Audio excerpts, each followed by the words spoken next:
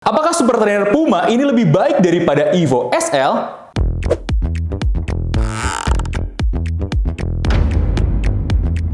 Halo guys, balik lagi di segmen kali ini, yaitu First Run ya, dimana kita akan bahas secara singkat sepatu setelah kita pakai kurang lebih dari 5-21 km pertama. Hari ini agak beda karena gue sendirian di sini dan Evan udah gak sama kita ya. Tapi anyway, hai guys, gue Dimas dan gue akan bawain segmen First Run ini sebelum gue bedah-bedah sepatunya. Secara jujur gue bilang bukan gue yang ngetes sepatu ini, tapi gak usah khawatir karena tetap Evan yang ngetes sepatu ini kemarin sebelum dia meninggalkan kita ya. Ada beberapa catatan yang disiapin Evan buat teman-teman penonton sekalian yang akan gue bacain, dan ini super menarik banget. Apa aja itu? Mari kita bahas. Tapi sebelumnya disclaimer dulu, semua shoot running yang kita pakai kali ini masih menggunakan pengganti, yaitu Oki ya. Jadi sementara Oki yang akan lari, jadi mohon maaf kalau form larinya tidak terlalu ideal ya, karena memang Oki lebih berspesialisasi pada jalan sebetulnya.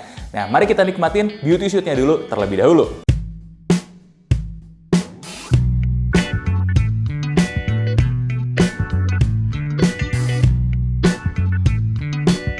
Oke, balik lagi ke sepatunya ya, dimana kita sudah pegang Deviate Nitro 4 dengan warna yang sangat fresh sekali. Nah, sedikit flashback dulu buat kalian yang sudah mengenal Deviate Nitro seri 3 mungkin terutama ya. Deviate Nitro ini banyak dibahas sama teman-teman sebagai sepatu underrated, enak, dan bener-bener mind blown banget. Terutama ketika kalian ngeliat ya sepatu ini di akhir tahun kemarin, harganya luar biasa pak, bisa di bawah 2 juta dengan status super trainer yang sangat proper. Teknologinya bisa sudah super critical foam ya, logo Puma yang gengsinya tentu aja ada ya, dan desain yang juga cukup cakep menurut gua, dan terakhir dilengkapi dengan Puma Grip yang ini adalah outsole yang badak sekali. Nah, apa yang berbeda dengan Deviate Nitro 4? Kalau kita flashback lagi tadi ke Deviate Nitro 3, masalahnya sebetulnya simple. Deviate Nitro itu pada umumnya lebih narrow fittingnya ketimbang kompetitor-kompetitornya, terutama dari brand Jepang. Makanya kalau kalian terbiasa ya menggunakan sepatu-sepatu super trainer, pasti agak ngerasa, wah Deviate Nitro ini sempit nih. Dan ini nggak terjadi di Deviate Nitro 4, di mana bagian ballnya ini sudah dibikin lebih longgar lagi ya. Jadi, dan ini kesan pertama yang diceritakan Evan ya sebagai tester adalah ini bagian toe boxnya bener-bener lega sekali. Bahkan tooth play itu dimungkinkan. Apa itu tooth play? Ketika jari kaki kita main ya, naik turun, ini bisa banget. Yang artinya apa? Ini sudah lebih baik dibandingkan Deviate Nitro 3. Nah, ini udah jawaban sederhana ya. Dibandingkan dengan pendahulunya, ini improvement sesuai dengan apa yang menjadi keluhan para usernya. Langsung aja sensasi awal waktu dipakai berlari yang bener-bener kerasa itu adalah di sini nih ya. Bagian archnya sedikit agak lebih lengkung, jadi sedikit lebih neken, tapi bukan sesuatu yang negatif karena nanti kita akan bahas afternya ya. Kemudian karena ini adalah super trainer dengan full plate di dalamnya, makanya akan kerasa banget plate-nya terutama di area depan ya, di area ball of foot di sini itu menjadi sesuatu yang mungkin to be expected sih ya, karena kita ngelihat full plate ya gimana lagi. Jadi gue tidak menyarankan buat kalian yang pemula belum terbiasa dengan carbon plate untuk menggunakan ini. Mungkin kalau gue boleh compare, dia lebih ke arah Magic Speed seharusnya daripada Evo SL ya, karena sama-sama full plate juga ya. Nah, di sana di kilometer awal jujur tidak ada benefit yang terlalu spesial dari si carbon plate-nya selain yang memang kerasa itu tadi ya, kerasa memang terdapat gitu carbon plate-nya. Kemudian kalau dikatakan apa yang lebih kerasa itu justru dari sole-nya ya. Ini kan udah full super critical foam ya. Ini bener-bener air return-nya berasa sekali untuk kelas super trainer. Nah, nanti kita akan lihat lah ya dari lab kita akan berapa tinggi bounce back-nya, terutama jika dibandingkan dengan super trainer atau super shoes lainnya. Meski kayak gitu, kami juga merasakan super critical foam ini bukan yang terlalu liar kayak Evo SL. Ini adalah ketika kalian dapat sensasi Evo SL energy return-nya, tapi dibikin lebih terkontrol, lebih sopan ya. Jadi apa? Jadi lebih cocok buat pemula yang nggak ngejar kebut-kebutan ekstra banget dan pengen lebih stabil. Ini kerasa banget nih di kilometer awal, tengah-tengah ya. Kita by the way kita nyobain sampai kilometer 15 kemarin ya. Dan di kilometer 5, 10 sampai 15 itu semuanya konsisten ya. Tidak ada perubahan berarti dari performa super critical foam-nya di sini. Energy return-nya terus tetap baik, tapi dia juga stabil. Itu yang membuat kita ngacungin jempol 2 ya buat si super trainer dengan plate ini. Nah, satu hal lain yang kita rasakan adalah transisinya begitu smooth dengan sepatu ini, karena kalian lihat ini rockernya tidak terlalu agresif. Ya, agresif sebetulnya ya, tapi bukan di level yang sangat super agresif kalau kita bandingkan mungkin dengan Pro Evo 2 kemarin kemarin ya, itu kan super agresif sekali, yang ini enggak. Tapi rocker ini masih membantu sehingga langkah kita transisinya itu lebih enak gitu dan lebih ringan lagi. Tapi biar lebih yakin, saran gue sih mending kalian cobain dulu sebelum lari 5, 10, bahkan 15 km seperti yang kita lakukan. Kenapa? Karena kemarin kita dapat sepatu ini tuh di starting lane, dan starting lane selalu menyediakan treadmill buat kalian tes sepatunya. Minta izin aja, cobain biar kalian ngerti sensasi apa yang gue ceritakan sejak awal pakai sampai kemudian kita pakai di awal ya. Kalian mungkin bisa menganalisa gimana lebih stabilnya dia di berbagai macam kecepatan gitu. Itu akan terasa sekali ketika kita main di starting lane ya. Dan kalau kalian butuh diskon ekstra, kalian bisa masukin kode SLXU Police yang kalian bisa dapatkan di deskripsi di bawah, atau langsung aja klik link ke website Starting Lane dan masukin kode vouchernya di sana. Lanjut lagi, untuk pemakaian 15 km ini menjadi sepatu yang cukup menyenangkan ya teman-teman ya. Meskipun dia carbon plated shoes, dia bukan sepatu yang menuntut kalian buat punya kesiapan segitunya gitu untuk memakai si carbon plate shoes. Gimana gue menceritakan ya dengan yang lebih sederhana. Jadi bayangkan gini, kalau kalian pernah nyobain Vaporfly, Alphafly misalnya, nah itu adalah bener-bener sepatu plat karbon full, serius kalian butuh kesiapan mental dan kesiapan fisik ya.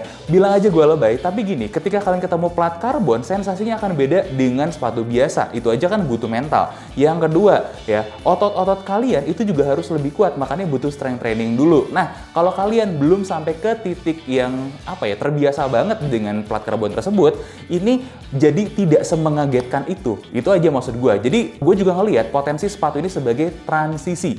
Kalian udah kenceng, kalian masih recreational runner dan levelnya bukannya udah pro banget tapi duitnya banyak.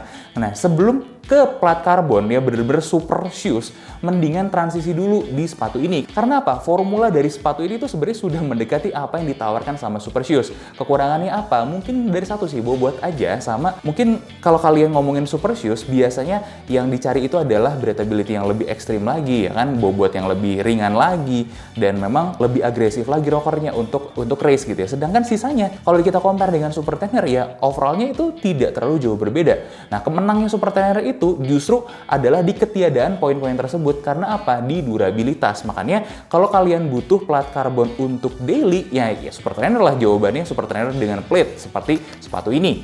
Nah, apa yang terjadi setelah kita coba sepatu ini sejauh 15 km? Oke, gue izin membuka catatan ya. Yang pertama, kalau kita tanya nih ya, adakah rasa sakit atau discomfort? Ternyata memang ada, terutama di bagian ball of foot ya. Tadi gue udah sempat mention, karbonnya sangat terasa sekali di bagian ball of foot di sini ya. Nah, ternyata itu juga diamini oleh Evan setelah mencoba lari 15 km, lebih kerasa pressure di sananya ya. Jadi sedikit sakit, tapi bukan sakit yang sampai mengganggu. Kalau kalian pernah pakai plat karbon, mungkin kalian ngerti lah ya, maksud gue itu seperti apa. Nah, kemudian di luar bagian itu hampir nggak ada kecuali di sini ya, di bagian arch kaki kalian, berkaitan dengan yang tadi gue sempat mention, bagian ininya agak naik gitu, tinggi ke atas dan nekan ke bagian arch-nya. Ya, ini juga bukan sakit yang gimana-gimana banget sih, masih terbilang fatigue yang ringan gitu ya ketika kita memakai sepatu ini. Overallnya nggak ada, dan itu yang menariknya teman-teman ya.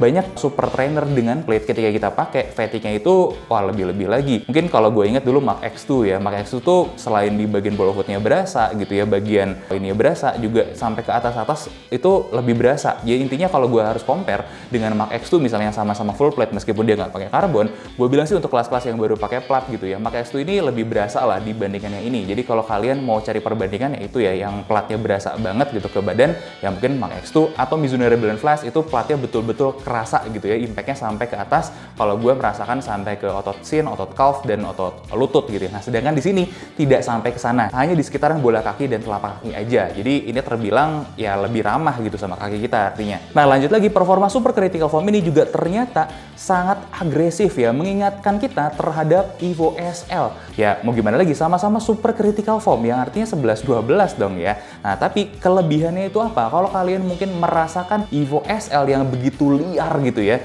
mulai dari bounce-nya gitu, energy return-nya, ini sebenarnya ada gitu, keliaran ke arah sana, tapi berhasil distabilkan dengan baik oleh dua faktor sebetulnya. Plat karbonnya itu justru menstabilkan juga, dan yang kedua, profil si sepatunya ini memang didesain gitu ya, geometri sepatunya terlihat banget agar dia lebih stabil. Profil solnya itu kan betul-betul lebar gitu ya. Nah, kalau kita bilang ini cukup membal sebetulnya ya, tapi berhasil dibuat si membalnya ini nggak terlalu squishy. Ya kayak gitulah kurang lebih ya. Nanti kita akan cek lebih dalam di lab dan kita akan bahas lebih lengkap lagi di bedah sepatunya. Nah, ternyata bagian ball ini juga kan ketemu dengan foam yang kuning ini teman-teman ya. Ketika kita landing di midfoot, nah energi return itu betul-betul kerasa baliknya lagi tuh sangat-sangat agresif lah, dan keliarannya tuh hanya berhenti sampai situ aja, sisanya overallnya good loh. Ini terbilang liar yang terkontrol gitu kalau gue boleh bilang.